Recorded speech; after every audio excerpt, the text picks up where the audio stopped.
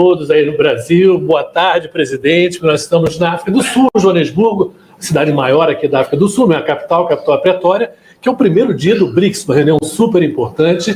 Eu agradeço aí a participação de vocês, estamos um pouquinho atrasados hoje, mas todas as rádios que estão aí participando com o programa também, eu dou um abraço para Itaberaba, a Rádio Urbis, que é uma das que também estão sempre aqui transmitindo o nosso programa, conversa com o presidente. Presidente, antes da gente falar de BRICS, né, porque obviamente começa hoje à tarde o BRICS, eu queria falar um pouquinho de África, né? O senhor já vi muitas vezes a África, é uma coisa muito original dos seus outros 2 mandatos e que o senhor está retomando agora. Já teve muito brevemente em Cabo Verde e essa viagem começa aqui na África do Sul, depois tem Angola, São Tomé. Qual é a tua relação com a África? Por que o senhor achou, desde lá de trás, muito importante fazer essas viagens para cá? Bem, eu vou falar boa tarde para o Shoa, aqui na África, e vou falar bom dia para o povo brasileiro que está nos assistindo.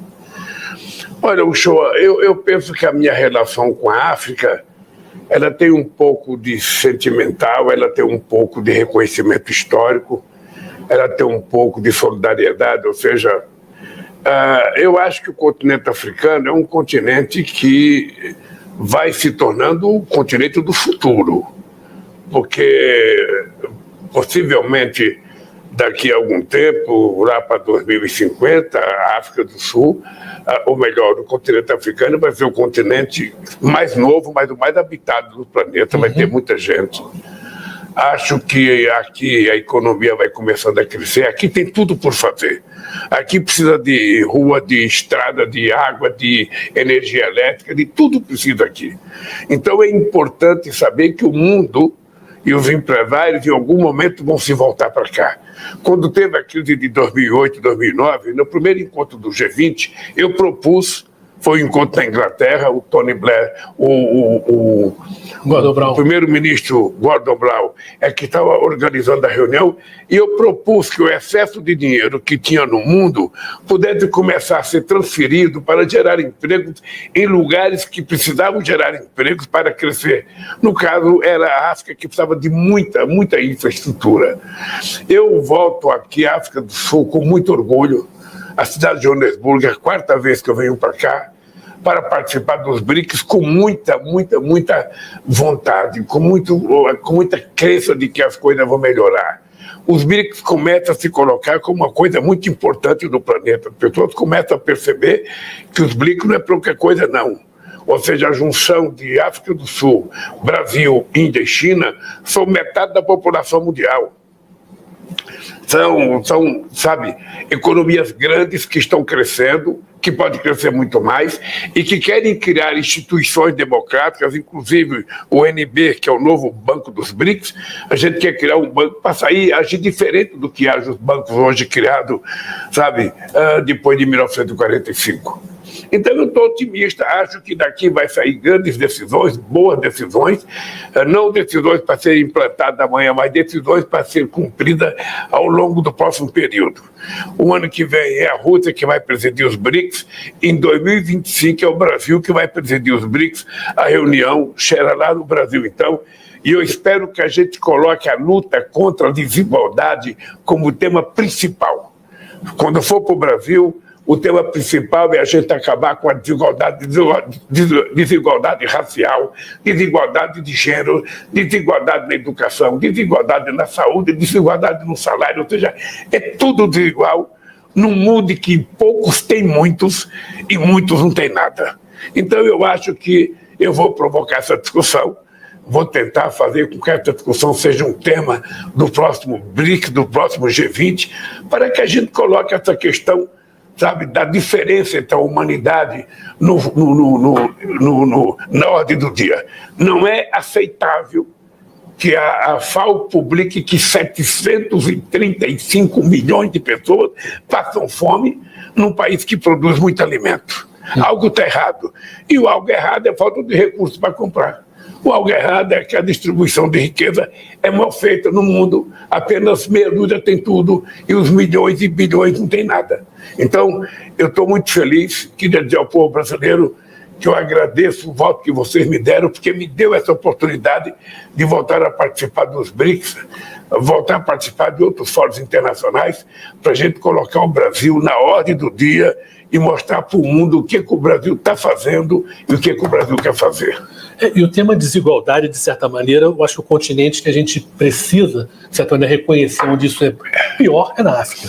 Não que a gente na América Latina não tenha esse problema, temos muito.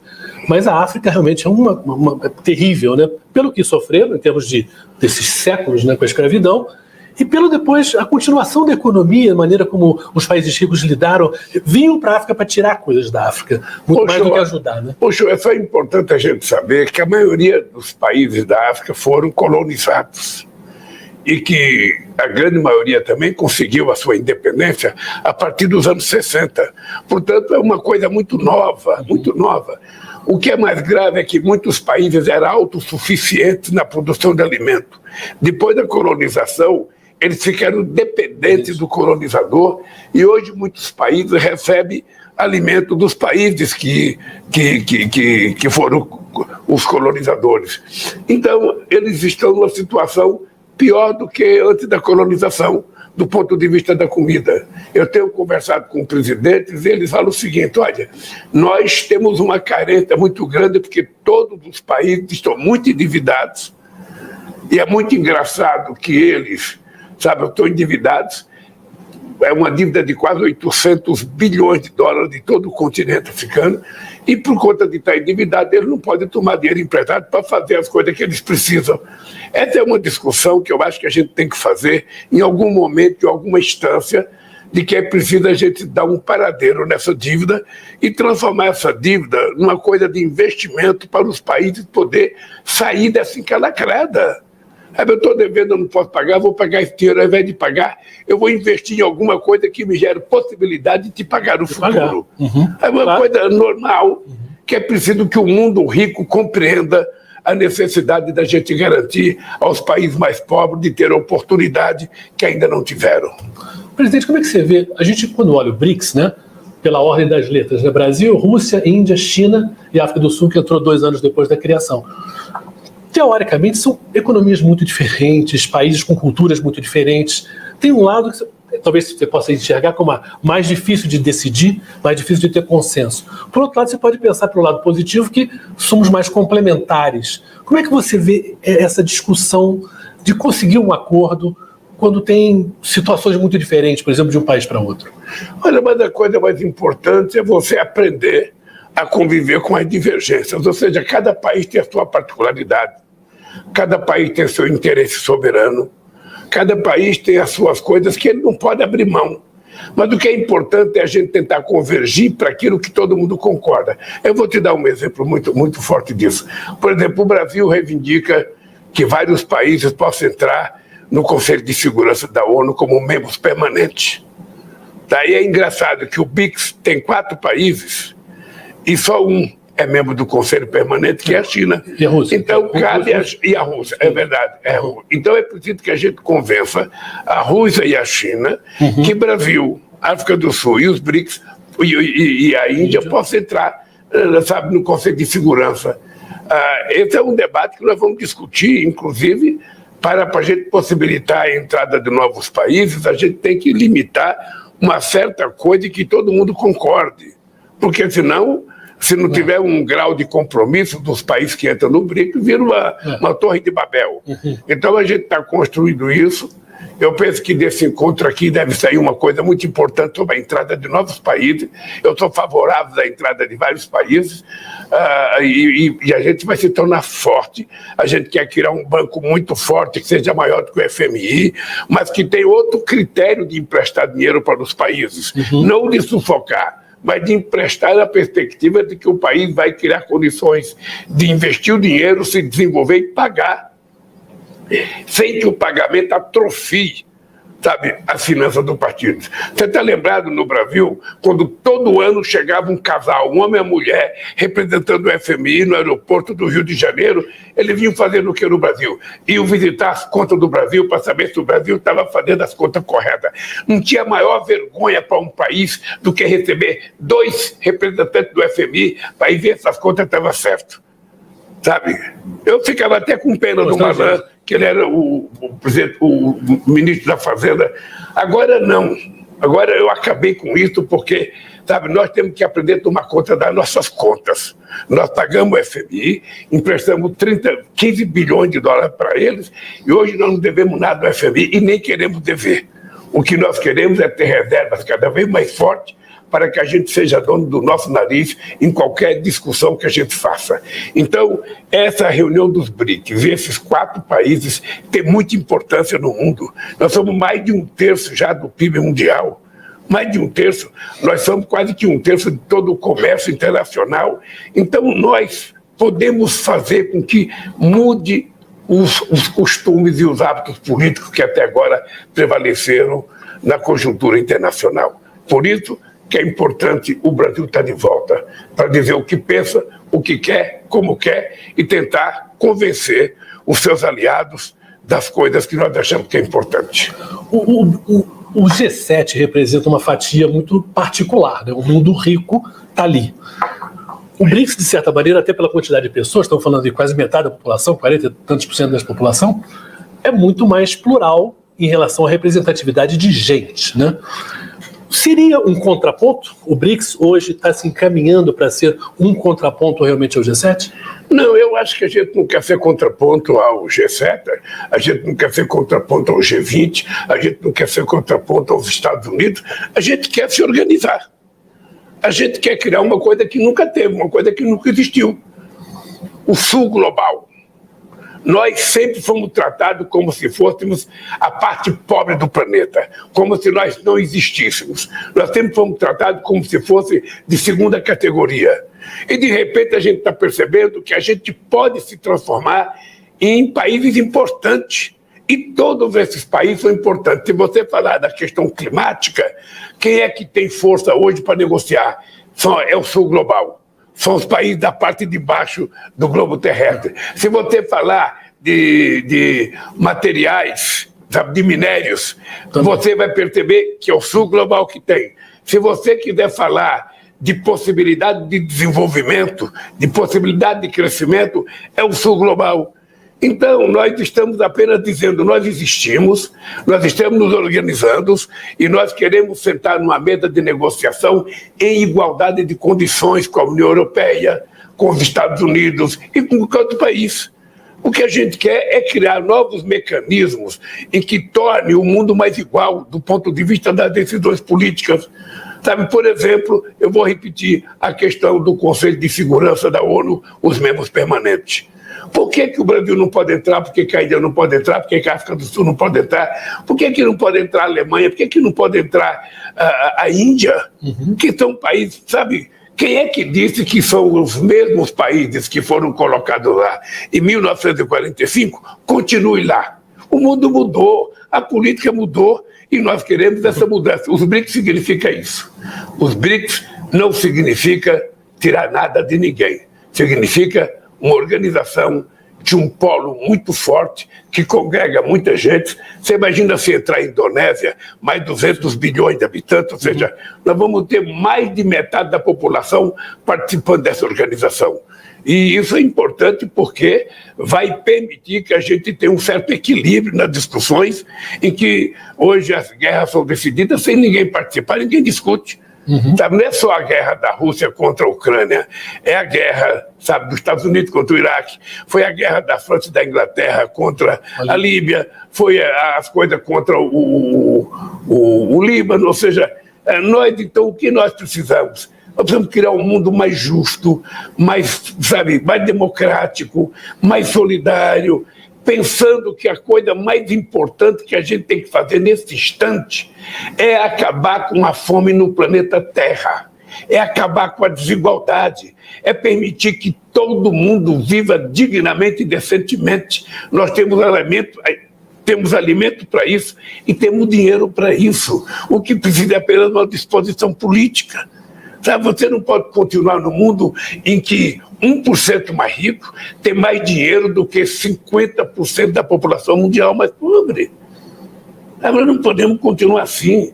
Assim você não tem equilíbrio, você fala em democracia, mas está vendo uma pessoa morrer de fome na tua frente, está vendo uma pessoa morrer por falta de tratamento médico, por falta de um remédio. Que mundo que é esse? Você viu na questão da vacina. Na questão da vacina, quem tinha dinheiro comprou vacina. Quem não tinha dinheiro ficou assistindo a Covid matar os seus entes queridos. Então, eu acho que os BRICS têm essa simbologia. Não é a simbologia da rivalidade, mas é a simbologia de criar um organismo novo, forte, que tenha muita gente, que tenha muitos recursos para a gente tentar melhorar a relação do mundo. Por isso que o Sul Global é importante. O senhor acredita muito na democracia e está exercendo isso, ou querendo ampliar no Conselho de Segurança e ampliar também o BRICS. Mas a gente pode pensar também que existe uma certa lógica do clubinho. Quem está dentro não quer que outros entrem porque você dilui o seu poder. Isso vale para o Conselho de Segurança, os 5 lá, se abrirem, realmente vão perder o direito de veto, enfim, com essa importância que hoje eles têm. E no BRICS você poderia dizer a mesma coisa. O senhor acha, ou sente, claro que vai começar o BRICS hoje à tarde, gente, então a coisa ainda vai ter as negociações, mas o senhor sente que a sua posição, ela no BRICS, vamos falar só do BRICS pelo menos no começo, ela tem uma grande chance de passar, de ampliar o BRICS? Eu acho que os BRICS têm possibilidade de ampliação. Eu sei que a China quer, eu sei que a Índia quer, eu sei que a África do Sul quer, eu sei que a Rússia quer e nós queremos. Então, se todo mundo quer, não é difícil entrar. Obviamente que você tem que estabelecer determinados procedimentos para que as pessoas entrem, para que a gente possa amanhã não descobrir que a gente colocou alguém que era contra os BRICS. Porque tem que estabelecer algumas normas para que as pessoas entrem nos BRICS. Mas o BRICS não pode ser um clube fechado. Sabe, o G7 é um clube fechado. O G7, mesmo quando o Brasil chegou à 6ª economia do mundo, a gente era convidado como convidado e não como participante. O G7 é o clube dos ricos, em que a Rússia entrava por causa das armas nucleares que ele tinha. Não era pelo dinheiro. Então, nós não queremos isso. Nós queremos criar, sabe, uma instituição multilateral, sabe, que, graças a Deus, tem o nome do BRICS, foi um economista que deu esse nome, e que nós adotamos, e que a gente possa ter algo diferente. Sabe, afinal de contas, nós temos quase, 100 anos de funcionamento das instituições multilaterais que nós temos. Algumas funcionaram, hoje não funciona mais. Hoje a ONU tem pouca representatividade, ela não consegue cumprir quase que nenhuma tarefa. Hoje o Conselho de Segurança não decide mais nada porque tem o direito de veto e os membros do Conselho de Segurança fazem o que querem. E nós precisamos utilizar a ONU para tentar encontrar paz no mundo. A ONU precisa ser muito forte, até porque, eu vou dizer uma coisa para o brasileiro, o Shoa, se a ONU não tiver um poder de governança, a gente não resolve a questão climática. Porque se a gente fizer um COP, nós vamos fazer uma reunião nos Emirados Árabes, vamos supor que lá a gente toma uma decisão com relação aos países que têm florestas, que é a República Democrática do Congo, a República do Congo, a Indonésia e os 8 países da América do Sul. Se a gente que tem muita floresta tomar uma decisão, essa decisão só será cumprida se ela for aprovada nos estados, dentro do Estado Nacional, no Congresso dentro do Estado Nacional. Se não for aprovada, a gente não consegue colocar em prática. Então é preciso ter uma governança mundial que em determinadas circunstâncias, em determinados casos, decida e que a gente seja obrigado a cumprir. Por exemplo, o Acordo de Paris, ninguém cumpre. Por exemplo, o protocolo de Kyoto, ninguém cumpre. Então vamos estabelecer regras para que sejam verdadeiras nossas reuniões. Senão o povo vai desacreditando e aí a gente começa a ver a democracia correr risco, você começa a ver voltar, sabe, o fascismo, você começa a ver tendência de nazistas. Fiquei sabendo que esse dia na Alemanha prenderam um grupo de jovens que estavam revigorando ou fazendo manifestações nazistas. Nós não podemos permitir que isso continue, sabe? Se nós que somos democratas, se nós acreditamos na democracia como o melhor modelo de governança, nós precisamos garantir que a gente tenha instituições fortes para garantir, inclusive, essa democracia. Presidente, às vezes a gente fica pensando que, para uma pessoa mais humilde, no interior do Brasil, numa periferia, BRICS pode parecer uma coisa um pouco distante, né? O G20, o G7 pode parecer uma coisa distante. Como é que a gente explica para essas pessoas como isso ajuda a nossa economia, como ajuda em termos de investimento, a trazer emprego, não só a paz, não só o meio ambiente, mas assim, O que realmente melhora a vida da gente como um todo? Eu vou começar a dar um exemplo aqui financeiro. Em 2009, a relação do Brasil com os países do BRICS era apenas 48 bilhões de dólares. Em 2022, a relação do Brasil com os países do BRICS foi para 178 bilhões de dólares, ou seja, um crescimento de 370%. Quase 4 vezes mais. Tá? Essa é uma demonstração de como é que as coisas funcionam. Sabe? Por isso é que quanto melhor for a relação de um país com outro país, mais chance a gente tem de fazer bons acordos. E os bons acordos não é aquele que um ganha e o outro perde. O bom acordo é aquele que os dois ganham. Os dois voltam para casa satisfeitos, dizendo: eu vendi por um preço bom, e o que comprou diz: eu comprei por um preço bom. Esse é o mundo de negócio que nós queremos criar.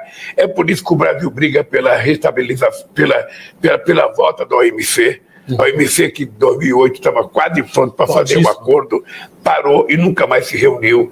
Nós somos favoráveis que quanto mais instituições multilaterais tiverem, que participem todos os países, melhor. Por exemplo, nós defendemos a questão de uma unidade de referência. Na verdade, é uma moeda que seja a referência de fazer negócio para que você não precise de uma moeda de outro país. Ora, por que eu faço negócio com a China? Eu preciso de ter dólar para fazer negócio com a China. O Brasil e a China têm tamanho suficiente para fazer negócio nas suas moedas ou em uma outra unidade, sabe, de conta que a gente possa fazer. A gente, sem desvalorizar a moeda da gente e sem negar, ela continua existindo, mas a gente cria uma moeda de comércio exterior. Isso funcionaria como assim? A gente reconhece o peso de cada moeda e quanto ela representa em relação ao do outro. Isso, depois dos bancos centrais fariam os ajustes necessários.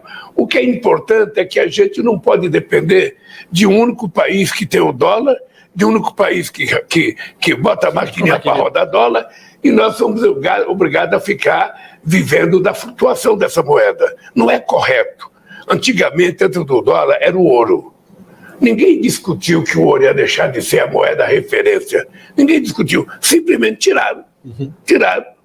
Então, o que nós queremos é o seguinte: tem país como a Argentina que não pode comprar dólar agora. Está numa situação muito difícil, porque não tem dólar. Ora, para vender para o Brasil, não deveria precisar de dólar. Sabe, vamos trocar nossas moedas e os bancos centrais fazem os acertos no final do mês. Sabe, o Brasil e China, o Brasil e Índia. Então, é isso que nós precisamos discutir. Essas são as novidades que nós precisamos discutir. E quando você propõe coisa nova, as pessoas têm medo, as pessoas se assustam, as pessoas não querem. Colocar uma moeda, sabe, de negócio entre o Brasil e outros países, não é negar o dólar. O dólar vai continuar com o valor que ele tem, se dá moeda importante e tal. Mas nós não precisamos, se não tiver dinheiro para comprar dólar, comprar dólar, negocie na nossa moeda. Agora mesmo, a Argentina, na situação, o Haddad estava conversando com a Argentina e é possível a gente ajudar a Argentina tendo como moeda o yuan. Sabe, aqui da China, sabe, fazer uma coisa diferente, uma coisa um pouco mais serena, mais madura, menos pragmática, como é as regras estabelecidas hoje, que só favorece o sistema financeiro. Só favorece. Eu fico às vezes irritado, Shoa, porque quando houve a crise em 2008 nos países ricos, o FMI não se manifestou. Até parecia que o FMI não existia. Agora, quando tem uma crise em qualquer país pequeno, seja da África ou da América Latina, o FMI resolve dar palpite, resolve falar, resolve meter o bico. Sabe, quando na verdade ele deveria ajudar. Deveria ajudar, mas não ajuda. O dinheiro que ele põe lá é quase como se fosse um cabresto. O país fica preso àquilo e não consegue sair. E a gente pode ver isso, a situação da Argentina. Como é que está difícil por causa do empréstimo que foi feito por interesses políticos do FMI, os 44 bilhões emprestados ao Macri na época das eleições. Há quem diga na Argentina que esse dinheiro foi emprestado por conta das eleições, para que o Macri pudesse ganhar as eleições. Ele não ganhou, o Alberto Fernandes ganhou, e o Alberto ficou com a dívida, e que agora tem que pagar. E nós sabemos da situação da Argentina. Teve uma seca muito forte, perderam 25% da sua agricultura. E eu, por exemplo, defendo que os nossos irmãos da Argentina possam participar dos BRICS. Eu defendo isso, vamos ver na reunião como é que fica, mas eu defendo se vai ser agora, se vai ser daqui a um mês, 2 meses, tudo. Mas eu defendo que é muito importante a Argentina estar nos BRICS, e até porque tem uma coisa muito importante, o Brasil não pode fazer política de desenvolvimento industrial sem lembrar que a Argentina é um país que tem que crescer junto com o Brasil. Nós temos que compartilhar as coisas que nós fazemos com a Argentina. Com nossos empregos, né? É isso que eu quero. Eu quero que a Argentina tenha poder de compra para comprar mais e tenha coisa para vender mais. Sabe? Eu quero a Argentina bem, eu quero a Bolívia bem, eu quero o Uruguai bem, eu quero o Paraguai bem, eu quero o Equador bem, eu quero todos os países bem, porque isso vai garantir paz no planeta Terra. A gente fala tanto hoje em dia, né? A gente está com o celular aqui, estamos falando ao vivo para o Brasil, tanto em modernidade, né? Tanta coisa mudou. E, no entanto, tudo isso que você está descrevendo, de certa maneira, são instituições de quase 80 anos, né? Ou de pós-guerra, né? O Conselho de Segurança, a ONU, o Bretton Woods, que decidiu, o FMI, Banco Mundial. É tudo muito antigo e precisa dar uma refrescada, precisa dar uma mudada muito grande, porque é esquisito que se mude tanto quando se fala em tecnologia e não se muda nada enquanto se fala em política. Pois é, para o mundo do trabalho as coisas ficam sempre pior.